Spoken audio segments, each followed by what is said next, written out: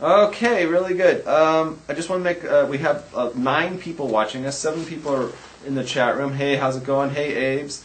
And by the way, Malachi said that the video that you made where you claim to be, AT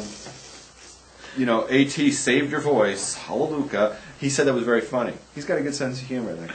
And the Lakewood Raw says that sex with Asian women is depressing. It's only depressing if you're paying for it. Okay, so let's move right along. Next thing, new topic. How about Newt Gingrich? Okay, we're going to get to that. You want to go to the elections first? Sure. Okay, but before we get to the elections, I just want to put in a business item. Yeah. Next week, a special show coming up for you. It's going to be live again from the House of Rabs, and we're going to have a live audience, huge audience. I've got a whole bunch of family members coming in, and you may get to meet some of them. We'll see how that goes. And you haven't met them all either. No. You've met Matis and Aviva. I met your sister. She's not going to be one of them. But you've met one nephew and his wife. Yeah. They're going to be coming back. And the other nephew who was in the chat room earlier. Yeah, Jacob Kleidman. Yeah, he's going to finally make his appearance, and we're going to put him on See if he's as dumb as rocks. We're going to find out if he's dumb as rocks. We'll talk to him next week. So that's going to be a big show. Everybody should tune in. That's going to be a big, huge event. Okay, now, you asked about the elections. Rick Santorum sweep on Tuesday. Boy, states. it's funny, this whole thing with, we learned in Torah, well, it's actually, it only took us 13 minutes to mention the word Torah. It says in Torah, it talks about Techiyas HaMesim, it talks about return from the dead, right? So Newt returned from the dead twice already. Yeah. And this, I would think, is Santorum's second return from the dead. Yeah, because he won the Iowa caucuses. But that was already a return from the dead. Because Yeah. he was polling at 1% prior to the Iowa. The guy was everybody was like, why doesn't this guy just drop out? Yeah. So he was at 1%, and he won the Iowa caucus, and then he died again, right? He went into the atmosphere, and then. Though he actually did exceed expectations in many of the states. In Carolina he got 17% instead of, the polls said 12 or 13. Right, but let's be realistic. When they were in Florida, right? Mm-hmm. And it was between Newt and Mitt, and he went home to take care of his sick kid. People were saying, "Why don't you just use that opportunity to drop out of the race?" Yeah. Because you're done now. You won Iowa or whatever by 2 votes, and that was a fluke. And go home. This is between Newt and the other guy, right? Yeah. And then all of a sudden, he's back again.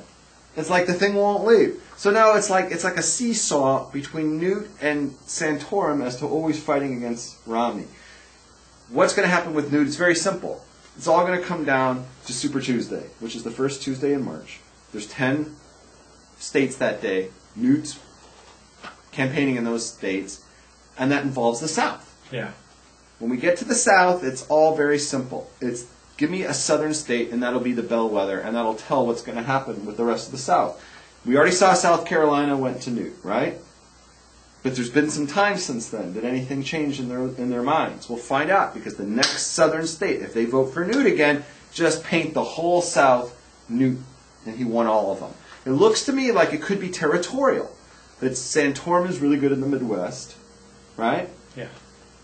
Newt's really good in the southern states, and Romney's real good in any state where it's not South or Midwest. Yeah, he's going to be good, in the Northeast. In the Northeast, and we're going to see how this goes. I don't know. It's a horse race. Yeah, Santorum could win it. Santorum could absolutely win it. Conceivably could win it, and Romney, I think, is still the favorite because he's got the money and the organization. You want to know? Well, you want to know what I really think now. Mm-hmm. Okay, if it's a brokered convention, you know what that is, right? Yeah. You might as well send Santorum and Gingrich home.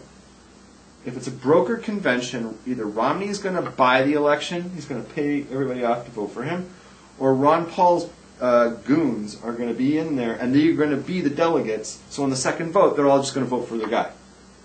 So if it goes to a brokered convention, it's either going to be Ron Paul or Mitt Romney. So either Paul's going to steal it, or Romney's going to buy it. Ron Paul doesn't have a chance. Oh, but he doesn't get voters, he gets delegates. Because he has his people infiltrate the delegate system, where they're, I'm supporting Newt, and then Newt picks them. But when they get there, on the second vote, they vote for Ron Paul. I'm really, really scared about that. Okay, so if it gets to a broker, Newt and Santorum are not going to win this.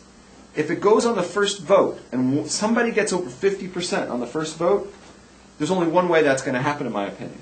It's either going to be Santorum or Gingrich, because the majority of the Republicans want one of those two guys, and it's going to require that the other one drop out first.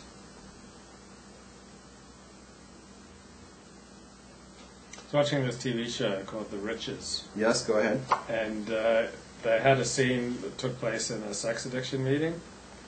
And so the wife got up and said, "Hi, I'm Shayna, and I'm just so horny." And that is not what you say in a sex addiction meeting, folks. You go to a sex addiction meeting. Why would you bring this up? What does it got to do with anything? I'm always thinking about sex. Oh. And I had nothing to say about politics. So folks, you go to a sex addiction meeting, you say, "Hi, I'm Luke, and I'm a sex addict, or I'm a sexaholic, or I'm a sex and love addict, or I'm a sexual compulsive." But you don't get up and say, "Hi, I'm Lori, and I'm just so horny." Okay, don't do that. Thanks for adding that there. Just wanted to add that. Now Brandon's in the room. Hey, Brandon, how's it going? Okay, now let's move on to. We wanted to talk about faith. We were talking about the Catholic thing. Mm-hmm. You want to talk about that? That's a little bit of terror involved. Yeah. Okay, so the Obama administration is thrilled that health insurance has to offer people free to the individuals, birth control, and so artificial birth control is completely forbidden by Roman Catholic dogma. So it's ironic that the Catholic bishops, which are always pushing for Obamacare and more socialized government and more welfare, now they're getting burned because big government is going to turn around and tell you what you can and cannot do. So it serves the Catholic bishops right for being a bunch of socialists. And the second point George Will made, that the bigger the government, you destroy intermediary institutions like church and community, because the government gets so powerful it starts legislating more and more of what you can do, and it just destroys the intermediate organizing communal groups like church and like Roman Catholic charities and hospitals. Right. This is a. Can I comment? You ready? Yeah. I think this is a terrible infringement on First Amendment rights for protection, religious protection from the government. The Founding Fathers saw that it was very important that when you practice your religion in America, that the government should not be able to come in and tell you what you can and cannot do, right? It shouldn't be able to come in there and force you to do anything, right? It could curtail things that you normally do if they violate human rights or whatever, but you can't. If you have 5 wives. Right, that's going to be on the table. Or if you like cornholing your 12-year-old daughter. Okay, that would be where the government would step in, right? But the government can't come and tell you, oh, you have to pay for something, or you can't say a certain thing from the OMED. You can't go What's up there. What's the OMED? That's like where somebody goes up to Dobbin and they have the book. There's like a stand where they in the front of the shul by the Arna Kodesh usually, and somebody goes up there and Shliach Tzibur goes up there and they daven. Yeah. Right. And then they turn it around at the. Or sometimes they talk from the beamer. What just depends on the design of the shul, but somebody gets up there and they turn it around and they talk to the shul and they make the rabbi speech, right? Okay, so there's a speech that goes on in the shul, right? Well, the last thing you want is some government goon to walk into the shul and start censoring the rabbi's speech from the Omed, right? Because maybe he said something like Judaism says absolutely. You can't marry Gentiles. You can't marry men can't marry each other.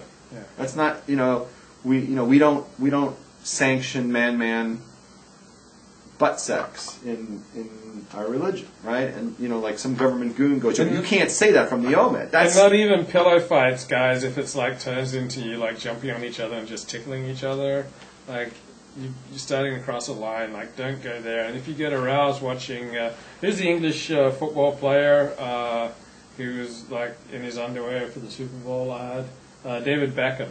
Yes. If you get excited about seeing David Beckham, in underwear. Oh yeah, so there was this black guy who said, if you get excited,